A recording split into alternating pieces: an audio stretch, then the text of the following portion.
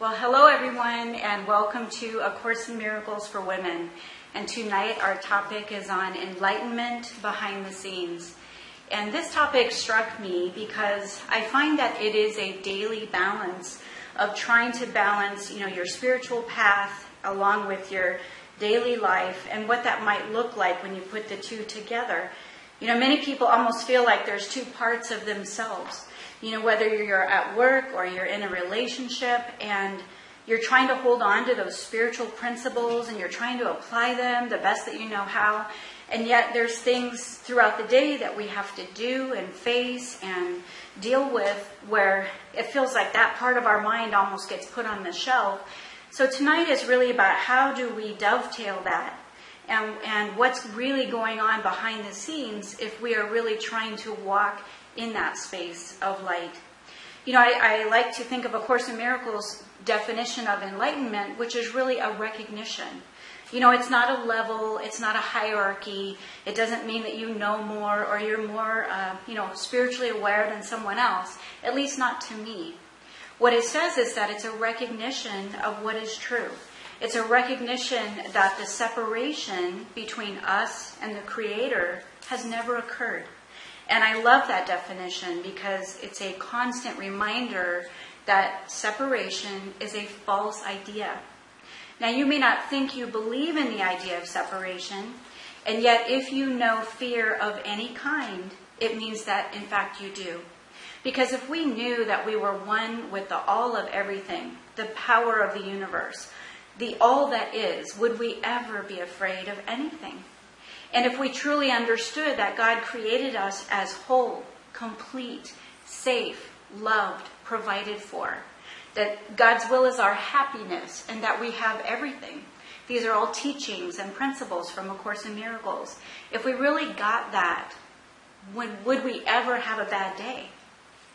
And we do have those bad days, So I want to talk a little bit about where do those come from and how did we get here and what do we do about it? Right? Does that make sense? Mm-hmm. Okay. So tonight, as we just recall some of the basics, because some of the people either watching or present here tonight, might be a beginner in A Course in Miracles. So there's always a little bit of a, starting at the beginning and then stretching out each time into more advanced concepts. So as we do this, if there's any concepts that I'm sharing that either go by too fast or you haven't heard it quite that way before, you can either listen again and again through livestream.com. Just go to Livestream up in the search box and either enter my name or A Course in Miracles, and you can watch the replays of these classes again and again. And as we go over those basics, we really can't hear the basics too many times. A lot of people say, oh, I want to advance, I want to move forward. And it's like, if we practice the basics, there's really nothing to advance to because the basics really have all the answers. And A Course in Miracles teaches us that, the Creator, the creative force of all in all, created us as the one holy child. That there is actually one child, one holy son. A Course in Miracles uses the terms like, a gender of male because that was the most traditional wording at the time that the Course came through. So it's not meant to say that only men are the child of God or boys.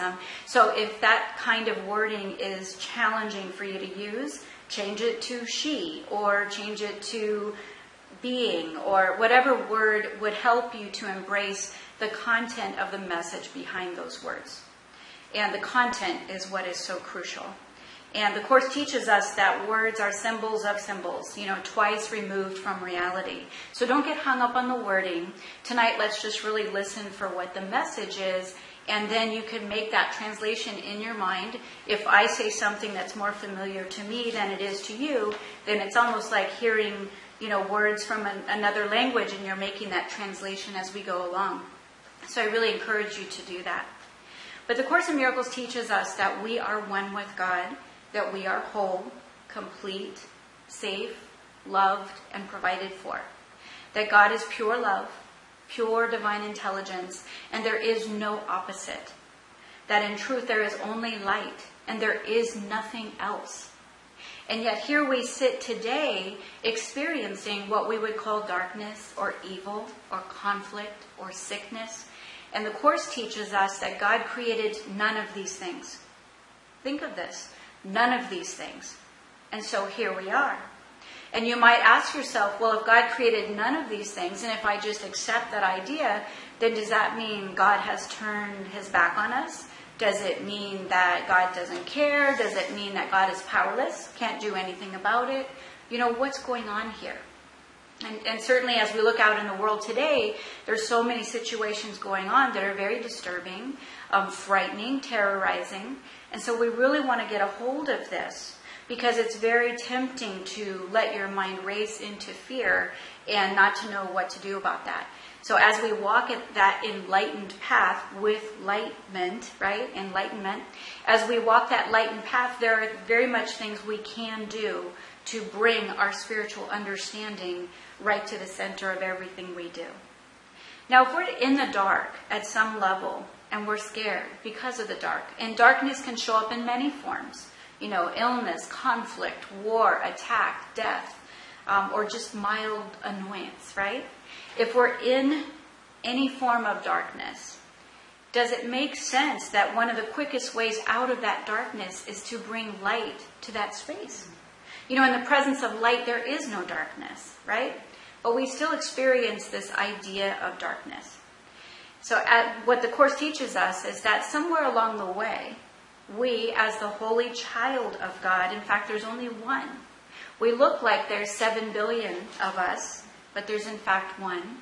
The one holy child, the one holy son.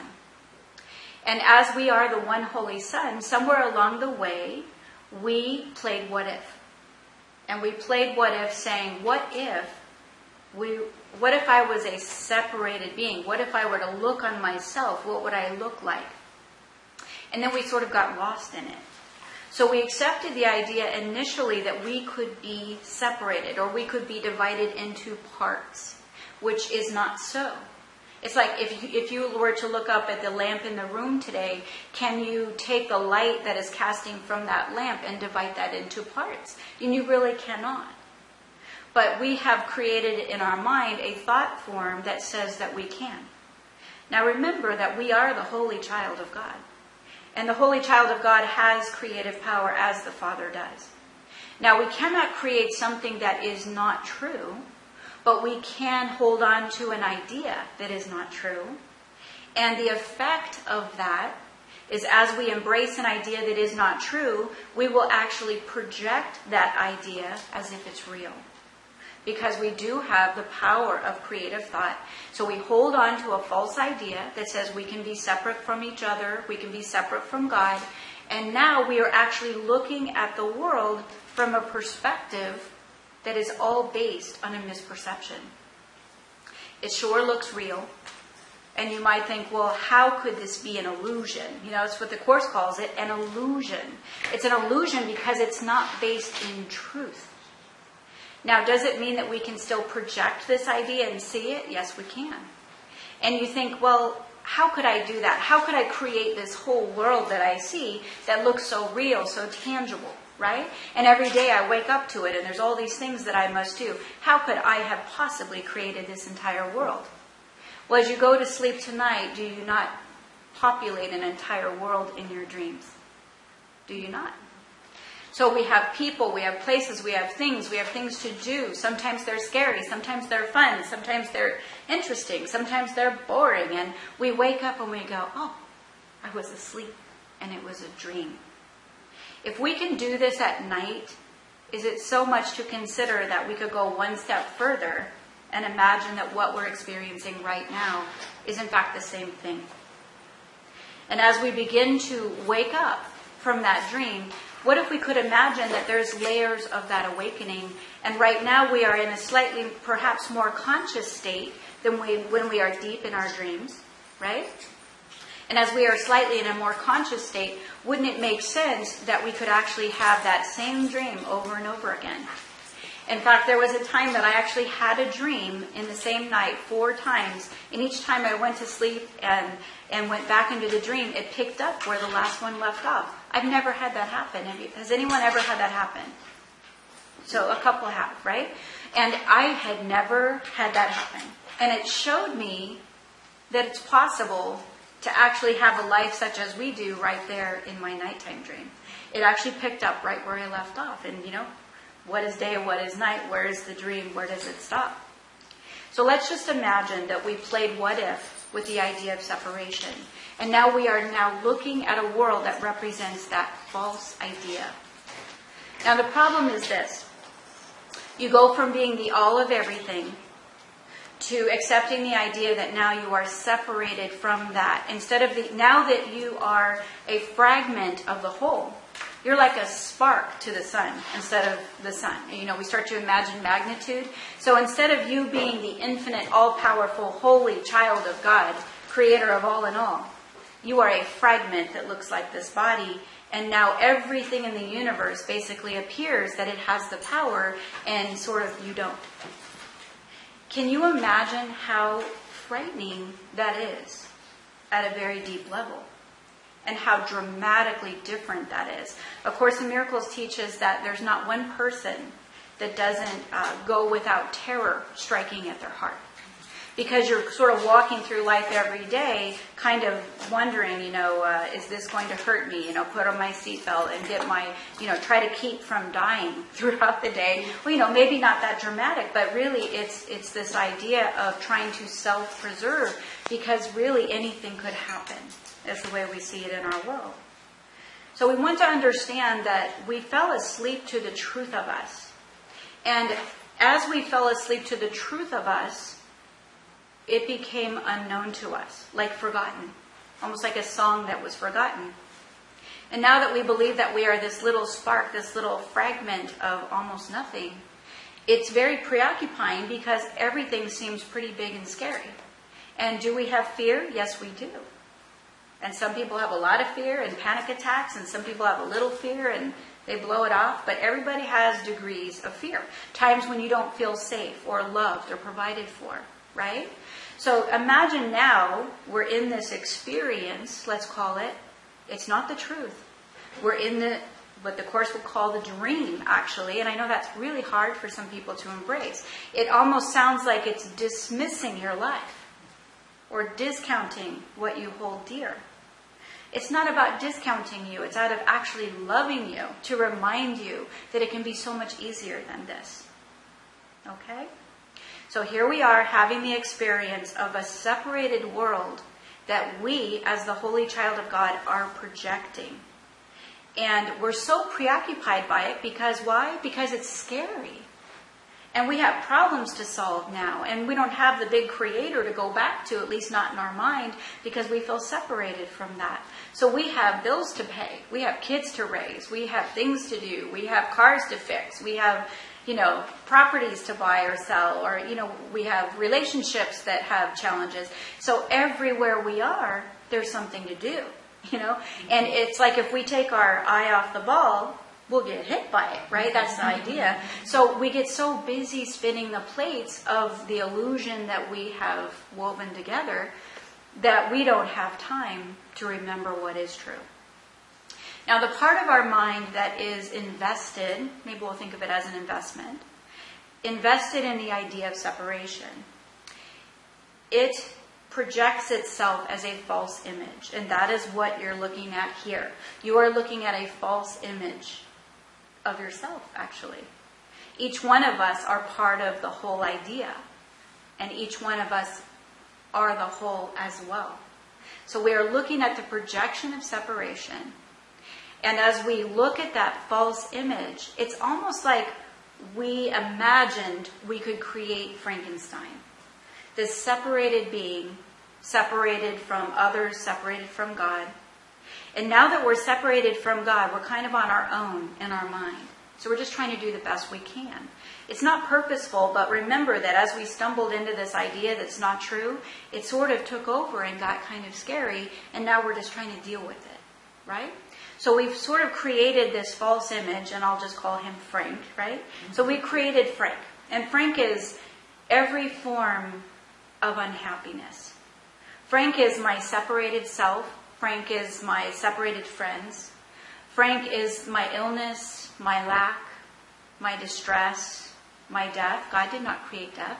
So let's let Frank represent whatever in your life here tonight represents whatever it is that's not happy for you. So let's first recognize that we created him. Now, this is not for blame. And the first thing A Course in Miracles will tell you is you must recognize you are the dreamer of your dream. This is the beginning of the undoing of misery and lack and pain. We must recognize it. And it's hard because sometimes we go, well, I wouldn't be in this position if that person hadn't taken all my money. I wouldn't be in this position if that person hadn't, taken me to the cleaners in my marriage. And so it's so easy to pin the blame on this separated Frank outside of you. And guess what happens? It holds the grievance in place. And the grievance is the proof that your anger is justified, right? And so you stay in the anger. And if you're angry about something that's not true, your ego, which is the part of your mind holding the false idea together, your ego is not a darkened force. It is not an enemy. Your ego is a false idea.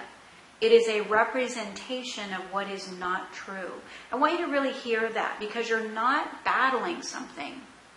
And if you battle something, who has the power?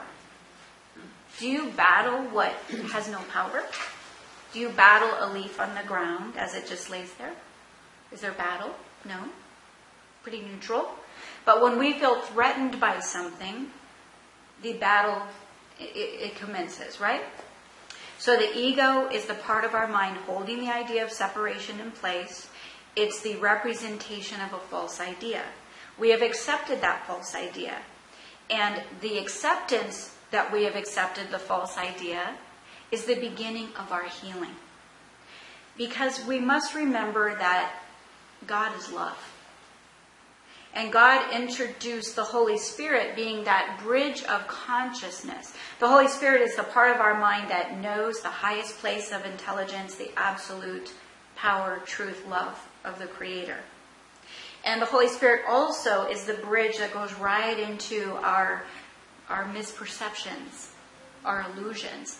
The part of our mind that also understands that we might have a bill due on Friday and we don't know what to do about it. Or we have to go to a family function and we're worried about how that will turn out. Right? So the Holy Spirit is this bridge of consciousness that truly understands the truth and also knows our illusions of the truth. Right? So we have this intelligence with us, within us, at all times. Do we ask it for help? Not always. Remember, it's kind of the highest part of you. It's not a white-haired man in the sky, right? It's the highest part of your divine intelligence. So imagine that just if you go to the highest place of divine consciousness, it's still within you. And there's a part of your mind right now that knows no fear, has no confusion, there is no cloudiness, knows what to do, kind of sits around, waits till it gets asked. Why? Why does that part of our consciousness wait until it is invited or asked? Love waits to be invited. Love waits to be invited. Love waits to be invited. You're not being played with. You're not being messed with. You are being honored. If you want to be asleep, so be it. If you want to be afraid, okay. Because the only thing you're actually doing is you're delaying your happiness. You're not actually causing purity to become impure. You're not causing abundance to become scarce. You are delaying the happiness that is your right as a holy child of God. Now, most people don't know that happiness is available, and most people don't know how to get there, and they don't know what they're doing to prevent it. So that's why we're, many teachers around the world and students, as we all are, that we're here to work with this together to remind ourselves and each other that we have a right to happiness. And we are delaying it right now. It's available today, this moment. How do we get there? The way we get there is we must recognize that when we're looking on a world that seems to have darkness and evil and illness and scarcity and death and separation, it is a world that we invented. over the top of what is true. And in essence, we have fallen asleep to what is true. And we get so busy with what we see, and we have to just love ourselves for that. It is hard, isn't it? The Course says that there's not one thing you see with your eyes that is based in truth. Not one thing. So every day we are faced with nothing but the false idea. And we have to deal with it, by the way. So let's just send some love back to ourselves, because that's really hard. Now, there is hope for us. Because the Holy Spirit is standing by, eager and ready to assist at our slightest invitation. Now, most people don't realize that we have this very powerful, clear presence of mind within us, eager to assist. So what we're learning in here is how to access that. How do you embrace it? How do you ask for it? And then, how do you know if you're engaging it? And what are we doing with that? So we must recognize we are the dreamer of our dream. There is a section in A Course in Miracles called the condition of reality. And this isn't, I would call it an advanced concept. But the condition of reality says this: there is like one condition in order for you to wake up. And just, it's not a test. But does anybody in here have any idea what that one condition might be? We already know that we have to recognize that we are the dreamer of our dream. Very important, because how can you wake up if you don't even know that you're the dreamer in the first place? So we get that. Check, check. There's one thing we must do in order for us to wake up. Anybody want to just take a shot at it? Take responsibility for it. Well, that's what we did. We said we're the dreamer of our dream, and that's excellent. What do you think? A little willingness. A little willingness is excellent. These are all essential, but there's a one condition. Linda? Keep your eye on the truth. Keep your eye on the truth. I would say that's a different way of saying what that condition is. The condition is this: wherever you see the opposite of love or happiness, you have to deny it as even possible. You have to shut it down, shut the door, right? Consciously and physically if you need to. In fact, Terry and I, we kind of play with that. Sometimes when the illusion gets big, we actually get up and just close the door so we can hear the sound and just say, no. God did not create darkness or evil or sickness or pain or disease or Ebola or earthquakes. We are making this up as we go along, and we must take responsibility, not blame. It's not about blame. It's responsibility. Because as we acknowledge where it's coming from, it can stop. And we have help. Now, because God is love and Holy Spirit is the representation of love, yes, we must invite love to help us with this. Because love will never interfere or manipulate or impose or control. Love does not do this. So love just waits until we ask. It seems crazy. But, I like to think of the parallel that, say your house was a little cluttered. And if you have a friend that is a great organizer, and your friend came to your house and just came through the door and just started moving things around and cleaning things up and moving the furniture around. And, at first it might be kind of sweet. And then it's like, well, why are you doing that? It would feel a little invasive, perhaps, right? Some people might be going, yay, no, I want that. But mostly it would probably feel invasive if that was not invited. And as much as the house might look 10 times better at the end of the day, right? And things might get done that you've been wanting to have done for years and years, that's not love. That would be an attack on your home and your heart, right? So love waits. It's not out of torturing you. It's not out of seeing how much you can take. Love just waits till it's invited, because it's love. And love wants to know that this is what you want.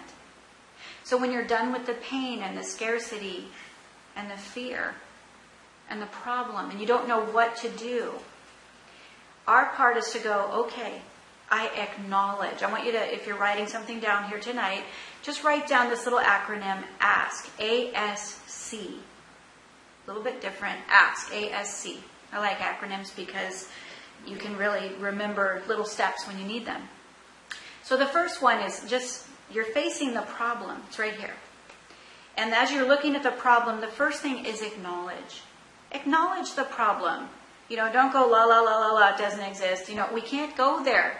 You can't get to the healing by trying to pretend how you feel or deny your feelings, deny your pain. It's not about that. The Course is not asking you to do that. It's asking you to look straight at it. Look at the problem. Look at what's hurting. Look at what's making you sad or fearful. Acknowledge. Dear God, I have this problem. Dear God, I have to go to this interview and I don't feel prepared. Dear God, whatever it is, acknowledge. As part of the acknowledgement, let's acknowledge that we put it there. We're the dreamer. And in fact, there's not one person in our dream that has autonomy. And what that means is there's not one person that is doing anything other than what we have asked them to do. And that's where it's mind-boggling. But the more that you practice, the more that you invest time in understanding what's really going on, you will see it as clear as day. And people will show up and play the role that you have asked them to play, and it is frustrating sometimes. If you are not feeling love today, it's very likely that someone will show up and not love you. If you're not feeling respected, it's highly probable that someone will not respect you today. If you don't feel like your family is loving you today, you're very likely to not get that love today. Isn't that hard? The time that we need the love, isn't that the time you want people rushing in and pouring it over you? Because our belief system drives everything.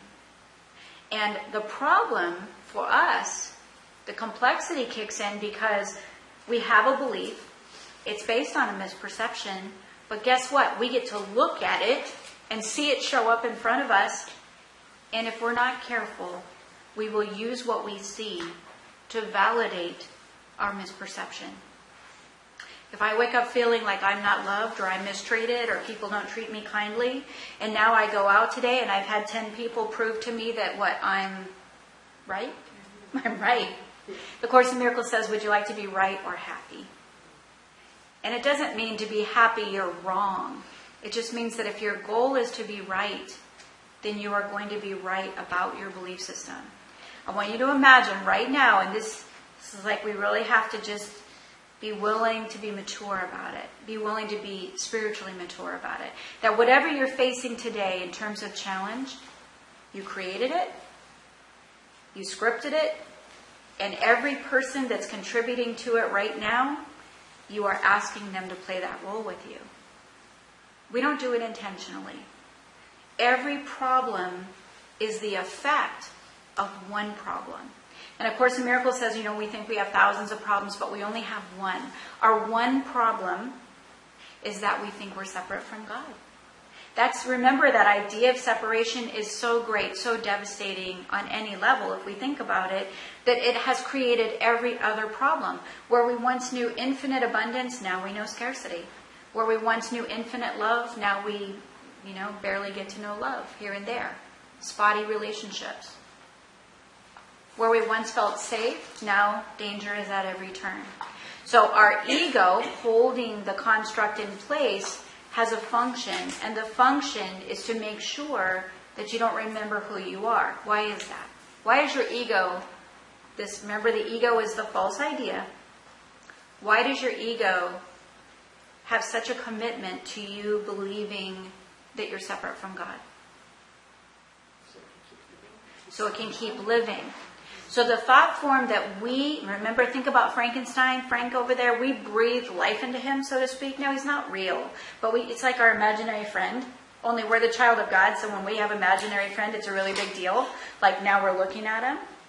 So if I breathe life into the idea that I can be mistreated, now I'm looking at it and I'm experiencing it. If I breathe life into the idea that I could have cancer, now I'm experiencing it. Now I'm looking at it. Or someone dear to me is. Same thing. What's one for one is one for all, because we're one. And so we don't want to allow what is not true to become our way of life when we do have an option to opt out. So we're learning how to opt out. So the ego is committed to its own self-preservation, because if we go back and remember who we are, one with God, the all of everything, loved, safe, provided for, what happens to our individual self? Yep. Can't stand, right? Now infinite cannot occupy a finite space. That makes sense? Can you bridle the light in this room and try to put it inside of a thimble? How do you do that, right? You see, it's impossible. But we have accepted that it's possible. That we can bridle some part of us and bottle it up and put it in this body. So the ego is what we created to hold that idea in place and make it possible. We're the holy child of God, and now we're looking at a world that seems to represent that whole misunderstanding. We have a right to the truth. And the Holy Spirit's function, as given by God Himself, herself, itself. No gender. The Holy Spirit's function is to guide us back to what is true. When we are ready, when we ask. Because it's love. And love waits. Time is not a truth. Time is, even as the scientists talk about, time is it's an idea we made up so that we could look at linear thought forms and see them one by one so that we could kind of, break it down and look at it. But actually everything is happening simultaneously because there is nothing else. But the world that we look at is that representation of separation and death. The Course in Miracles says that we actually came to this existence in thought to prove that God is dead. In order for us as this individual body to be here, to be now, our investment is to prove that the Creator doesn't exist. For me to be finite and prone to illness and death, it means the truth of me is false. And you can't have true and false at the same time. So if we are here in the body, our investment, at least up until today, has been to prove that we are not who we are. I don't know about you, but I want to switch teams. I want to get back on my team. And the Course teaches us too that as we remember what is true, it is the most natural thing in the world. And the ego sees it as very scary, right? Because if you're the individual self, this little fragment, the ego sees anything outside of itself as a threat to its very existence. And so it will always tell you, well, it'll get worse for you or you'll have nothing. If you're in a bad relationship, maybe it's 60% good, 40% not so good. You probably hang in there because the idea is, this might be it for me, or it might not get better than this, right? So the mind has a way of preserving pain. It's habitual. It's a ritual. And we need to start kicking the tires on that one because we do not want to keep this idea. So here we are, the holy child of God. We accepted we could be separated from God. Now we are looking at a separated world. I will call that our creation of Frankenstein. We created sort of a monster because now we're actually prone to our own creation hurting us or attacking us or, running out of money, or now whatever it is that we've created can actually change our life in a negative way. So we've created Frank. And in the room where Frank is, imagine creating something that kind of scared you. I'm sure that's even happened on movie sets where they create a monster that's so startling and scary that it just freaks everybody out on the set. They have a hard time even just looking at it. So imagine we created something because to go from the all of everything to this finite condition is so devastating in our heart that we're actually looking at the picture of that. So the evil we see, the darkness we see, the despair, the misery, the lack, the starvation, all of that is the effect of that highly dramatic shift of what we once knew to now what we embrace. So we've created Frank, and we want to learn how do we uncreate him, right? At least that's what I set out to find out myself, because I had my own Frank, my own Frankenstein in my life, and, he represents everything that does not work, everything that is not happy. So how do we get back to what is happy? So we know the first thing we must do is know that we created him. And that means even those people that cut you off on the freeway, even somebody that rear ends you in the parking lot, even the person that goes out of their way to, steal your purse and run off with it, those people too. And if you pull back on that, what you would find is a belief system that you're very invested in that probably says, I'm not safe, I'm not loved, or I'm not enough. And so these people are showing up to go, you're right. And here I am to prove it to you. When you have a bad day and then you go to sleep at night, you notice the dream that you have, it's not so good. Does that make sense? At least that's how it works for me. That my dreams tend to represent, if I'm in turmoil, my dreams are rather complex and challenging. If I'm in a good space, that's when we get the colors, the flying dream, everything's good, right? So our dreams reflect our state of mind. Now this sounds kind of hard, perhaps, because there's all this complexity. But we must remember that it's not true. To undo something is much easier than to fix something. Like untying your shoe is much easier than double knotting it, right? You just untie the shoe, done. So, or if you build a house, it might take months or even years to build a complicated house. Could you not knock it down in a day? Yes, you could. So to undo this thought form is not nearly as hard as it seems. And the Holy Spirit is the instrument that's at our disposal, really, to access, to utilize, to help us to undo these thought forms. It does require our willingness, as you said before, our willingness and the strength of God. And that combination is what undoes the thought form. So we're going back to our acronym. Your problem comes up. Your Frank is looking at you. Might be a person, might be a thing, might be a situation, might be a disease, might be an empty bank account. Frank is looking at you. Acknowledge. I'm scared of this. I'm nervous about that. Dear God, I am in this situation where this and this and this and this and this and this and this is happening. And I'm frightened by it. Just so you can say it out loud and not bury it. Acknowledge it. And then acknowledge, and I'm willing to consider, I created it. See, nothing can be done until you understand that actually you are the creator 100% of the experience you're looking at.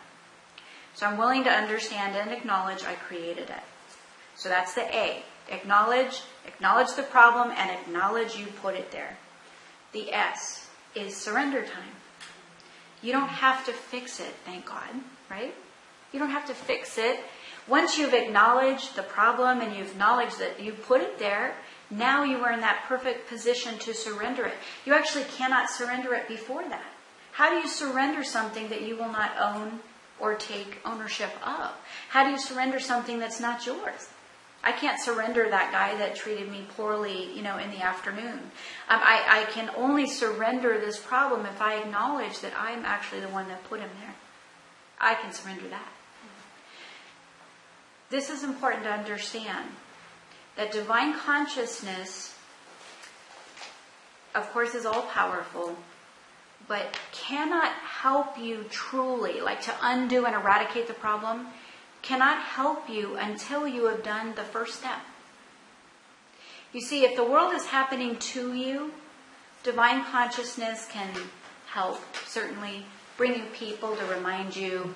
Divine consciousness can help you to feel comfortable, or maybe somebody brings you some chicken soup and they get the nudge, go give them some chicken soup when they're not feeling well. Divine consciousness, if you're in prayer, because prayer is sacred and any prayer is wonderful. But if you haven't acknowledged that you are the creator of your world, then the best that divine consciousness can do is to help you to feel a little better, get somebody to help you to begin to see what's really going on. Bring some comfort. Do we want comfort, or do we want complete and total freedom from our misperceptions, right? So we've acknowledged the problem, we've acknowledged we put the problem there, and we forgive ourselves, right? It's not about blame. The surrender means, dear God, I have this problem.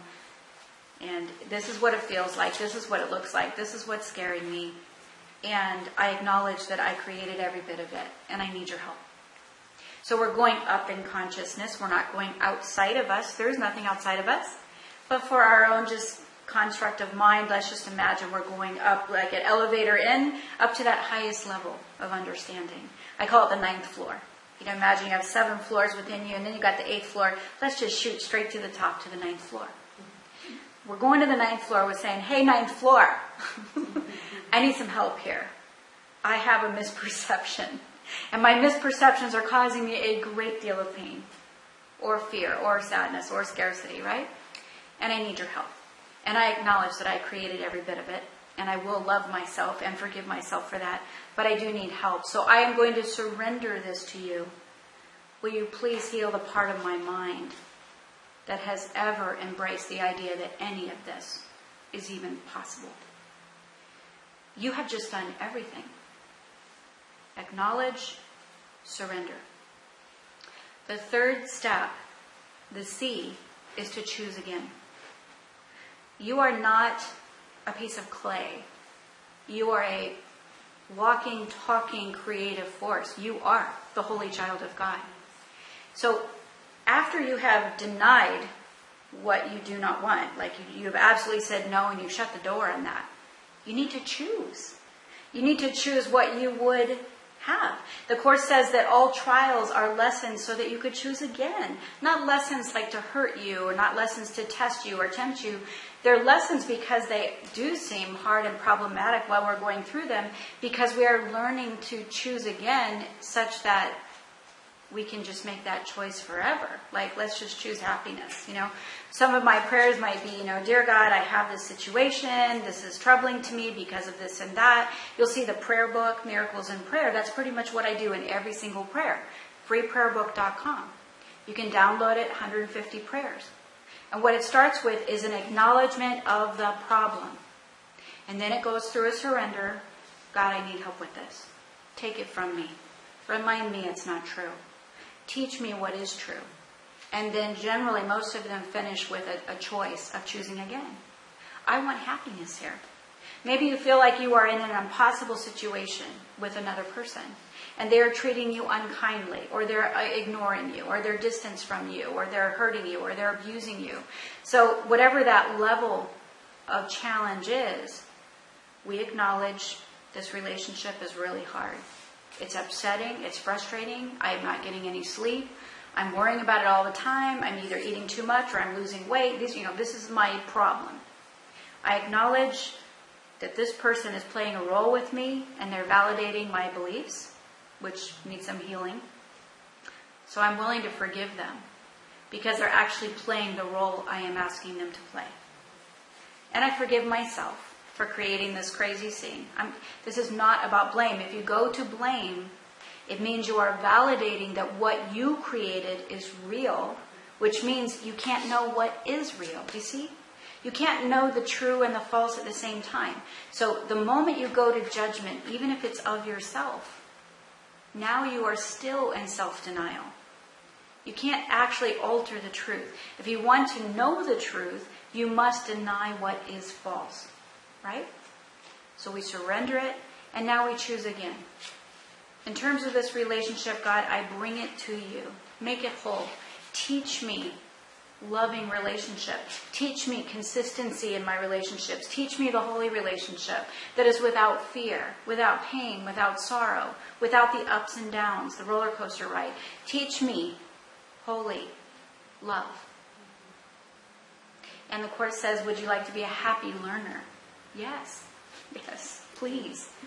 In fact, that's what I did in my relationship with my husband before I met him, is I asked God to teach me about love. The kind of love that's unconditional, consistent, never breaks down, never lets you down. I didn't really know that kind of love, and I didn't know how to give that kind of love. Really.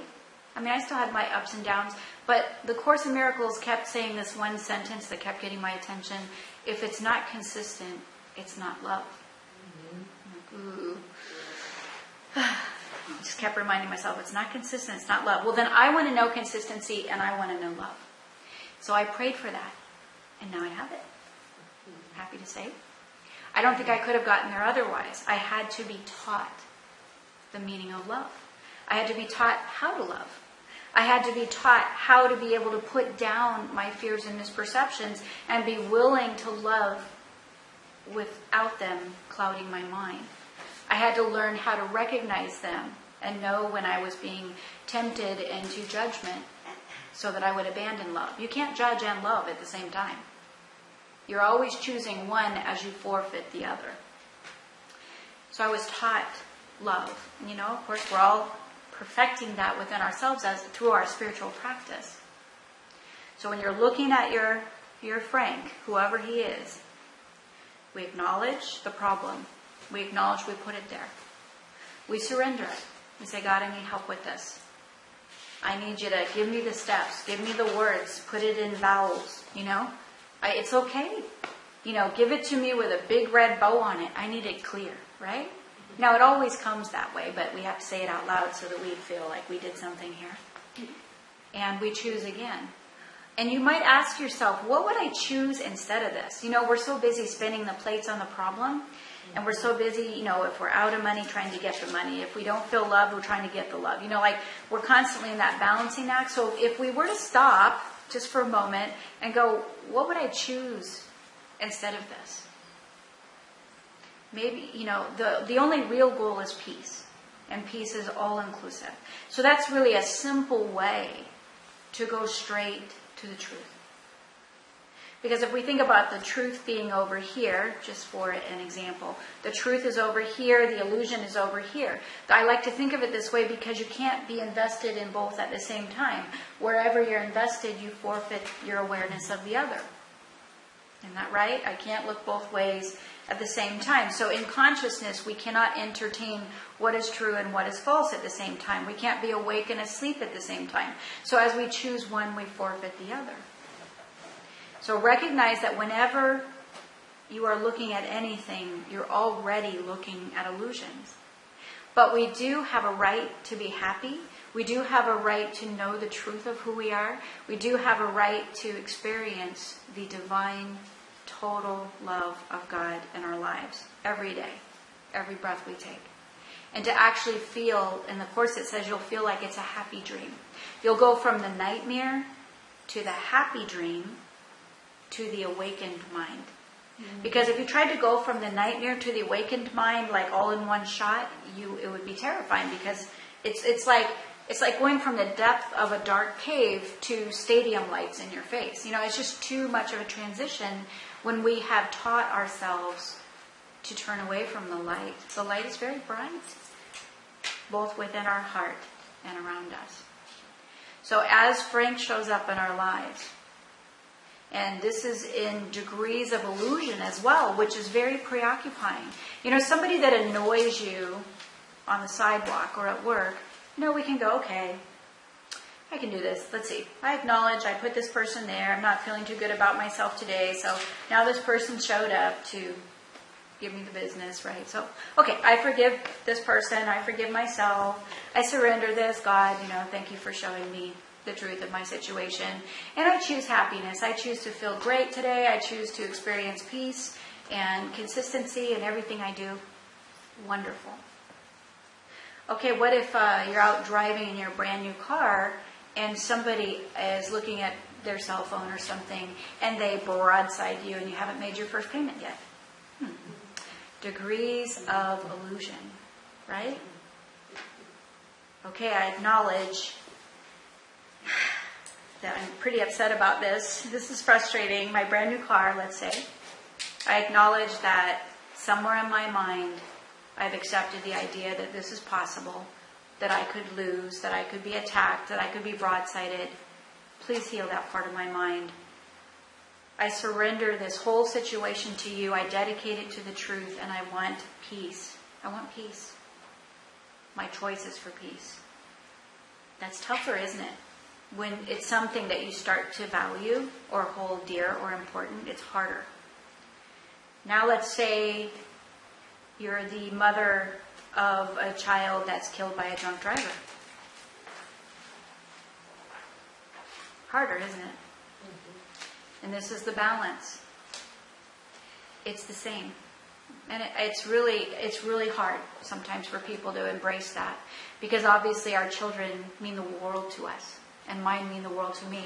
And I'm not about to tell you right now that I can move through a situation like that without any thought running through my mind. Of course. And I think it was Gandhi. I just remember a story where Gandhi, I believe, I'll probably get this wrong, but I think he had a daughter and somehow she perished, and he was crying, and then one of his devotees came in and said, don't you understand that this is illusion? And he said, yes, but she was my greatest illusion. I think it was Gandhi. I have to get that right. But I just thought that's so true, right? God loves us. Love yourself. Know this is freaking hard. You're walking in illusion every day. We're walking around in our dream. We're trying to remember it's a dream. And then we have to accept that we created it. Tough, tough, tough. Give yourself time to move through this healing process. Love yourself. When it's hard, give some kindness back to yourself. It is hard. But let's just say I'm the mother of the child that was taken by the drunk driver. It's the same response. Dear God, I bring to you the depth of sorrow in my heart. This experience happened, and in my dream, I call that to myself, in my dream, so I can remind myself what I'm looking at. In my dream, my child was taken, and my heart is broken. And I don't know how to climb out of that kind of darkness. And I am willing to acknowledge that somewhere in my mind, I must believe this is possible because I'm looking at it. This is the effect. Consciousness is the cause, right? I'm looking at it, so I must have a belief that I can lose, that death is real, that I can be violated, that somebody else could be absent-minded or completely oblivious to doing the right thing. Will you please heal the part of my mind that ever contemplated that any of this is possible? I want the truth instead of this. And I choose peace. And I have no idea how to get there. The response is the same. The response is the same. When I see television and I see black hooded men or whoever's under the hood decapitating, that kind of thing, I look straight at the image. I don't turn it off. Because it's on my radar screen. It's in my dream. It needs to be addressed. Now, some people say, I can't watch the news, it's depressing, it's sad. Okay, love yourself. Do what you need to do at this point in time to bring as much peace to your mind as you can while you practice these steps. And now I can watch any news channel. There was a time I couldn't, because it kept bringing up thought forms that I wasn't able to deal with yet. It just felt too overwhelming, and it would make me so depressed that I would get overwhelmed, and that will go away. That will subside.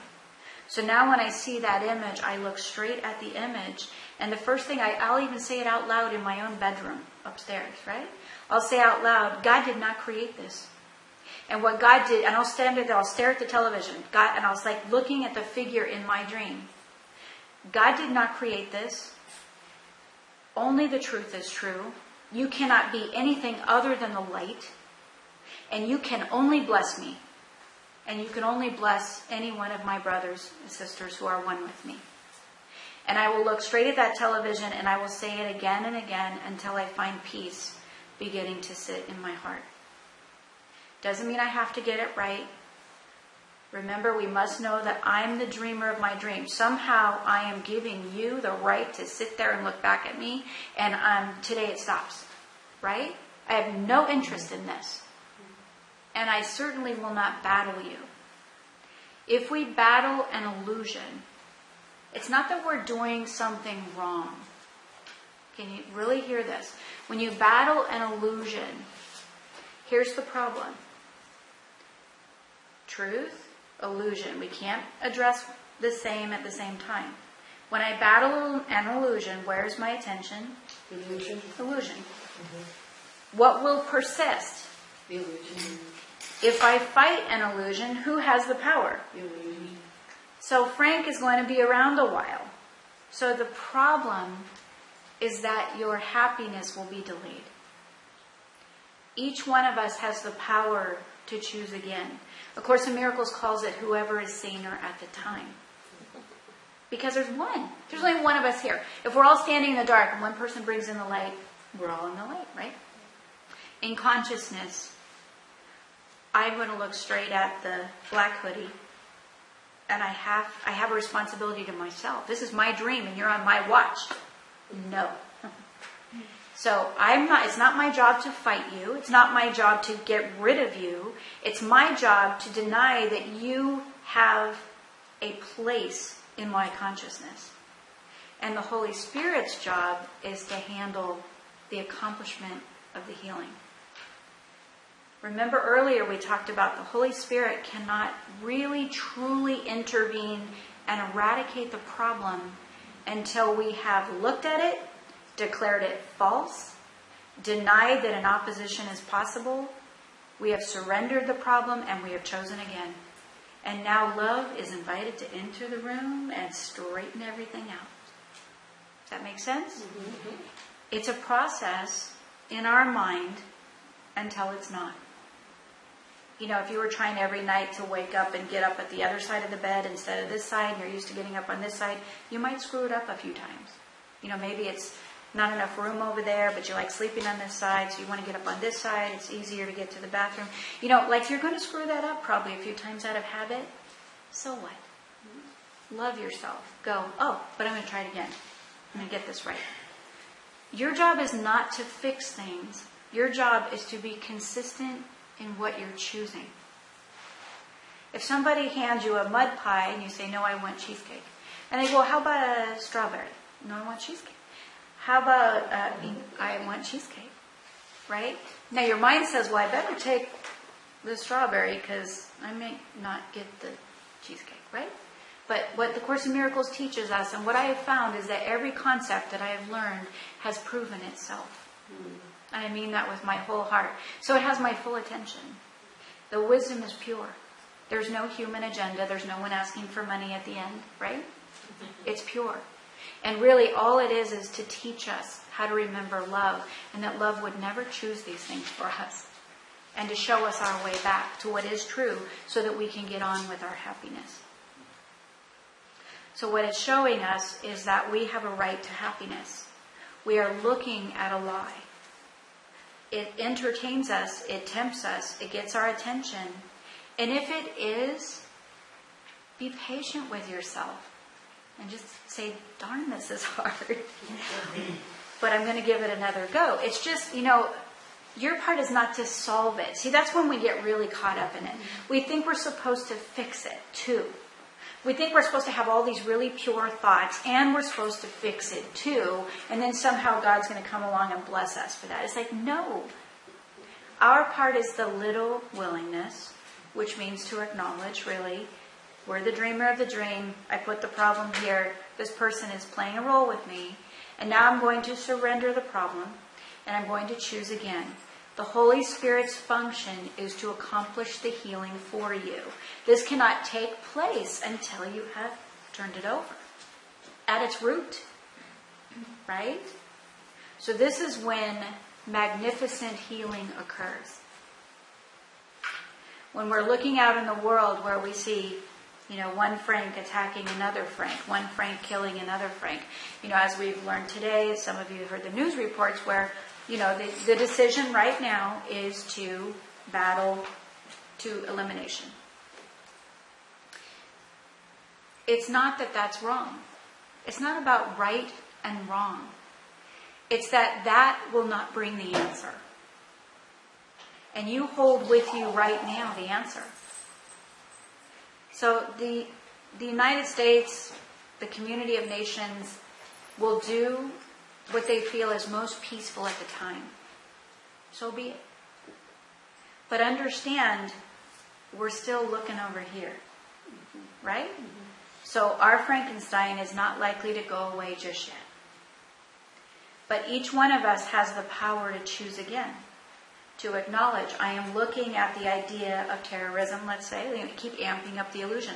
I'm looking at the idea of terrorism. God did not create terrorism.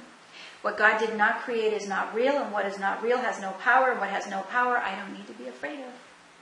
That sounds glib, and some people would say, oh sure, that's what she says, put her in the room with a terrorist. And I've actually had dreams with terrorists in the room. And even in my dream, and I think sometimes, is it me testing me? I don't know. But in my dream, the terrorist was shooting every person in the room that flinched or moved or said something, just took them out. And the only ones that were left was my direct family. And I just knew the next shot was going to be one of them. This was just a dream I had. And the terrorist was up over my shoulder in my dream. And I couldn't see him, and I certainly wasn't going to turn around because I saw what happened for the others in the room. So I just sat there and I thought, oh, I have to remember the truth. Even in my dream, fortunately. I said, I have to remember the truth. Wait a minute. God didn't create terrorists. Wait a minute. You're the holy child of God. I know you don't, in my dream, I must not be aware of it because you're showing up this way, but you're the holy child of God. And you can only bless me because God created pure love, and there is nothing else. And I just sat there, and I knew I had to know that with my whole heart, and that was my defense. And then I woke up. And when I woke up, everybody was good. It took me right out of it. And that may be symbolic, and you go, well, that's just a dream. But we handle it the same way. In the presence of light, there is no darkness. Darkness cannot prevail in the light. Darkness is simply the absence of the awareness of light. If we're not aware of the light, then we see darkness. If we decide, if God is the all-powerful light and creator, and if somehow we believe now we're apart from that, it's almost like there's a tunnel, and now we're at the other end of the tunnel, and the light's down here, and we somehow think we're apart from that, then what we see as we peer into what seems to be darkness in our idea of separation is everything that represents what we're looking at now. And I woke up one morning, and what I heard were these words is don't stand in the middle of the tunnel. Get back over here. And you will know only light. Imagine going straight into the center of the sun. Would there not be a place, like if you could stand the heat, wouldn't there be a place where there's no shadows, no darkness of any kind? How close would we need to get to the sun before there's nothing else? So imagine that the Creator is infinitely greater and brighter than that. And this is your true divine inheritance. It is your true identity. As we reclaim that identity, this is where miracles occur. Miracles are the result of a shift in perception. And imagine the shift in perception that we are having when we're looking at, the drunk driver or the terrorist or the conflicted relationship or the addiction or whatever our Frank is over here. If we're willing to look straight at it without fear, and if our knees are knocking, it's okay. The Course in Miracles says it's not required that you be without fear. It's that you would have no fear thoughts you would keep. You see, it gets easier and easier if we really look into the principle. So, okay, I might be, like when I was in my dream, I was terrified. I was just sure that person was going to take out one of my loved ones in my next breath. But I thought, I have to remember the truth. And in my terror, I chose to remember the truth, and it is single-handedly what brought me out of my distress. So as we look at our illusion, our Frank over here, we acknowledge the problem and that it's challenging and all the reasons why it feels challenging. Bring it to the table. Don't leave some illusion back in the corner of your mind that you haven't looked at. Bring it out as much as you know, even if you have to write it down. Acknowledge that you created it. You are the all-powerful holy child of God. You have a little misperception and you're looking at it now. God's will is that you're happy and that you have everything. If this doesn't qualify, throw it back. Do not accept it. The Course says that we always question God. We do not question the illusion. And what I ask you tonight is to question your illusion. Question the problem. Don't try to solve the problem. Remember, if we're solving the problem, where's our attention? Here. Right? And as long as our attention is here, the truth is unknown to us. The Holy Spirit can help and bring comfort and chicken soup, right, over here. And it's not the Holy Spirit can't conduct miracles, of course. Miracles are our right. And the Course says when they're not happening, something has gone wrong. But why can't we have a miracle over here? Why not? Because it's false. It's false. And what are we choosing? The illusion. So as long as we're choosing what is not true, the miracle is the bridge to bring us the correction to our misperception, to bring us back to the truth. So until we actively say, well, I'm looking at this and I have no interest in this, and I'm willing to know I created this over here, but I do want the truth instead of this, that is the fertile ground for the Holy Spirit to now bring you the miracle that brings you back to the truth through the correction of your misperception. And love has just been invited into the room. Yes? That's why asking God to fix things doesn't work. Because you're actually asking for illusions to correct your illusion. Right? If I see, I don't know, just take it to the basic level of an illusion that we understand. Let's say I'm looking at a mirage in the desert, and I say, God, I'm looking at that water over there in the desert. Can you show me how to get there so I can get a drink of water? Can that be answered? No. You're looking at an illusion. So when you ask for help with an illusion, you might have, Holy Spirit might align somebody along the road driving up next to you to bring you some water, So that feels like a miracle at the time.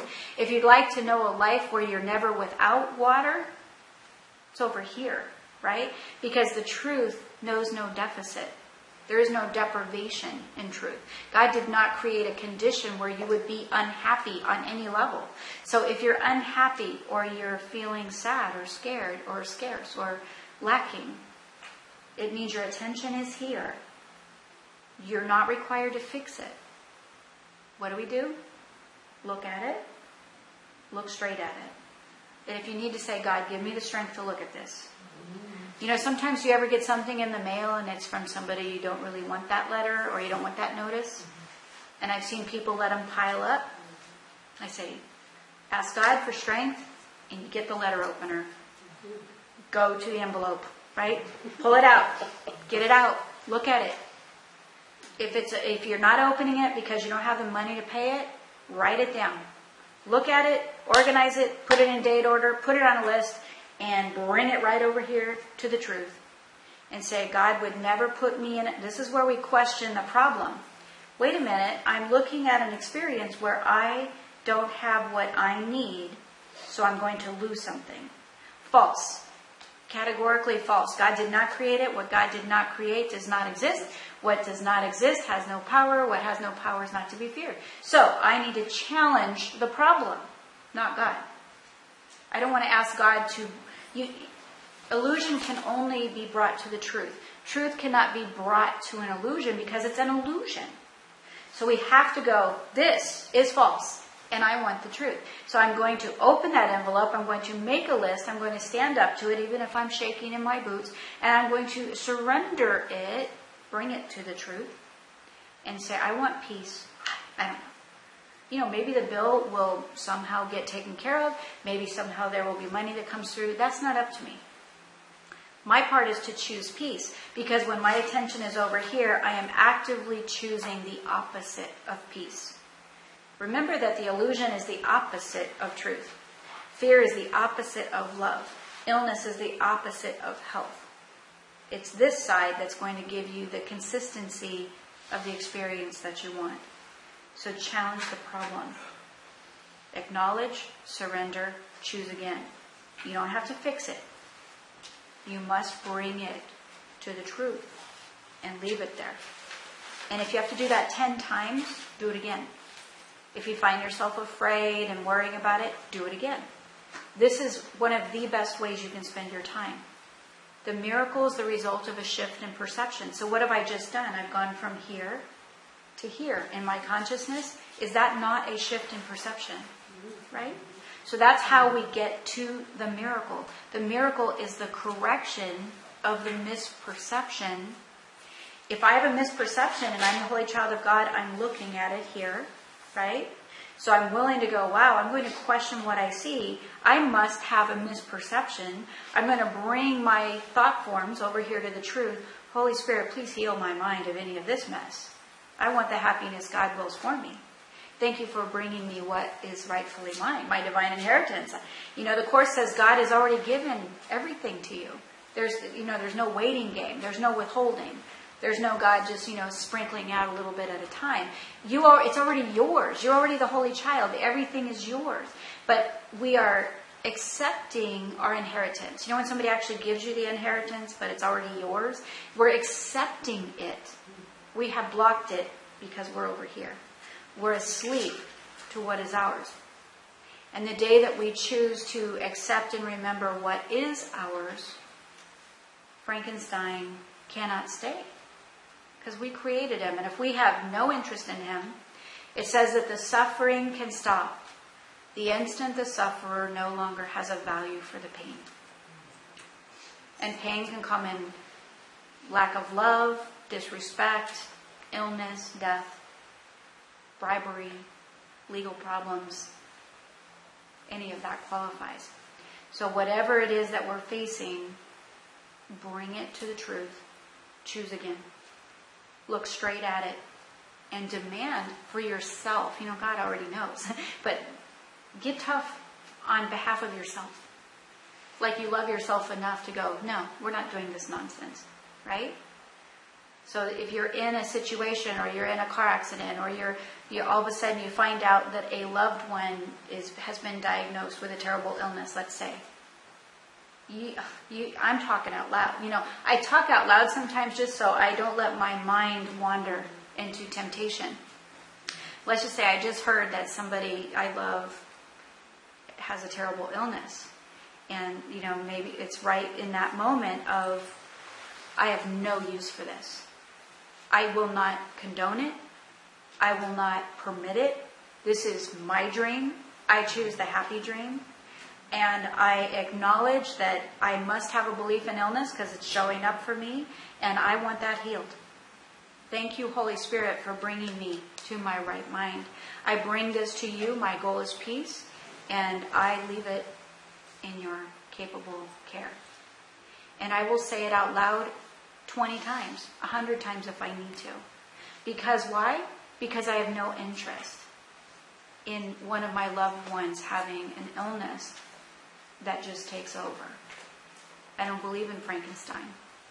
I do believe that we have the power to choose again.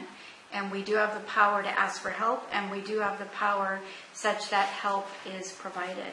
And I've seen it hundreds of times. So I'm pretty convinced that this is how it works. And so that's why I'm here to share it. Anybody have any thoughts before we close for the live stream? Question on Sure. that. We can hold that belief for our brother, right? Or family member. So they may be ill, but we can still claim it and it extends to them. Absolutely. Absolutely. It's the greatest and best thing you can do. If you have a loved one that is sick or worried or scared or alone or homeless, and you're worrying about them, do exactly the same thing. I'm looking at this experience, God, and it's upsetting to me for these reasons. Just so you get clear about what's frustrating for you, for yourself. Mm-hmm. I acknowledge that I'm looking at, you can start to say to yourself, I'm looking, let's just say one of your loved ones is, they just lost their apartment and now they're homeless and you don't really have a place for them either, let's say. So you're really worried about them. So I am looking at my belief in homelessness. I just say that out loud to myself. Whatever the thing is, I'm looking at my belief in homelessness. I'm looking at my belief in death. I'm looking at my belief that we could have less than what we should have. Right? So I'm looking at my belief in homelessness. I acknowledge that I created this thought form and I have no use or value for it. And I bring this to you. And would you heal the part of my mind that ever decided homelessness was possible? Mm-hmm. And I choose peace, not only always for yourself and for the other, because we're one, So you can't just have peace for you, and you can't just have peace for them. If you see homelessness for someone else, guess who else can be wearing it like a hat? You, right? So we want to see it for both of us as one. And your prayer is done. Now, we might need to do it again. If we go back into fear and we start to worry, do it again. I am looking at my belief in homelessness. This is a holy child of God. God would never choose homelessness for this precious one. And I will not choose it either on their behalf. This is my dream, my radar screen, and this is not happening on my watch. I have no interest in this. I will not invest my time, my attention in this. What I will do is spend time in prayer or meditation, and I will focus purely on the light and truth of this one and their entitlement to happiness, joy, health, prosperity, home, safety. And at that point, I am aligned with God's will for me. And nothing's out of order. Yes? That's a really good stream that I'm going to use a lot, that I will not choose it on their behalf. Because it opens up sort of like opens up a whole kind of new way to look at it. Because when I see something that I don't like, I usually think in terms of myself. Like I'm not choosing that. I go through the whole, all the little bumper stickers. But to say, and I won't choose it on their behalf either, it completes the circle. Completes the circle, because it is our dream. It feels good, because I may say I get that it's mine and it's my belief that's putting it out there, but until I include the thing that's out there in it, and by saying that, and I will not choose it on their behalf either, it's good. Whatever's real for you or real for them, it's now real for both of you. So we always want to address, whether it's conflict in relationship or illness or scarcity, always address that you want peace for yourself, peace for the other as one with you. Because if you're holding a grievance towards the other person and you're trying to find peace yourself, we're still over here. Mm-hmm. And, maybe you have an illness. This is where I want to just finish with this part, because people get kind of sad or frustrated when they're going through a very big challenge, and then they hear somebody like me talk about these things. It can make you feel so powerless, and I don't intend that at all. In fact, this is all about reclaiming your power. So let's just say you're facing a very challenging illness, and let's say every doctor on the planet has diagnosed you as hopeless and incurable. So we are looking at the depth of illusion in its darkest form, right? Is it scary? Yes, it's scary because we have forgotten what is true, and now our attention on what is not true, it's really hard to break our attention. Remember this, that it's not up to us to solve it. It's just up to us to understand what's going on. So as dark as the darkness seems, when you're looking at the illness, whatever form it's in, go through the same exact steps. I acknowledge that this illness is really scaring me, and I don't know what to do. And maybe it hurts. Maybe it hurts like hell, And you're waking up every day and you can't even get away from the pain. And you're thinking, how will I ever get over here when I've got this terrible, debilitating illness and pain? Pain is an effect of a belief in pain. What a terrible circle that is, right? If we use the pain to validate the illness, it's not going to go anywhere. So this isn't about judging yourself or seeing yourself as powerless or incapable of doing this. If we understand the principle, I'm feeling the pain because this is my belief in pain. Okay. So I might be feeling it right now. Maybe I have a terrible nagging back pain. I'm feeling it right now. It doesn't mean it's more real because I feel it. By the time we feel anything, by the time we see anything, it's an effect of a belief system. We have already decided against ourselves.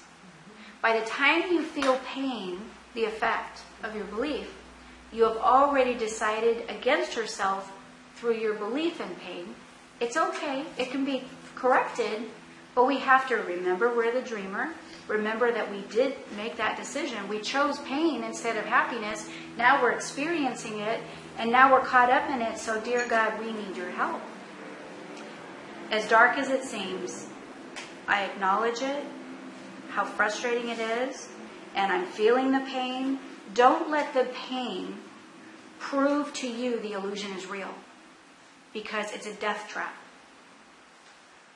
Let the pain, this is what I like to do with pain, when you're in pain, let the pain remind you, like an alarm, to ask for the truth instead. Every time the shooting pain goes up your back, whoop, time to pause and thank you, God, for reminding me that I am entitled to peace. I choose peace, right? Thank you for reminding me that you did not create pain, and I will not choose it for myself or for anyone else. And I surrender this to you, right?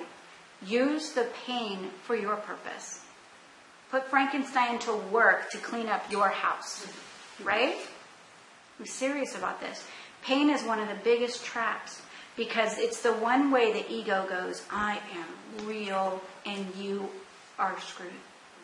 And there's nothing you can do about me. And there's everything we can do about it. And I say that with the greatest certainty in my heart. Use it for your purpose, and it will stop. Don't let it seduce you into putting your attention here. Okay, here comes the pain. Whoop, time to go back to the truth. Here comes the pain. Whoop, I put it there. I created it. I'm feeling my belief in pain. Bring it to the truth. Holy Spirit, thank you for the truth. Instead of this, I want peace. Whoop, there goes my back pain. Oh, I created this belief in pain. Thank you. Use it like an alarm clock and watch what happens. Do not tolerate what is not yours to have.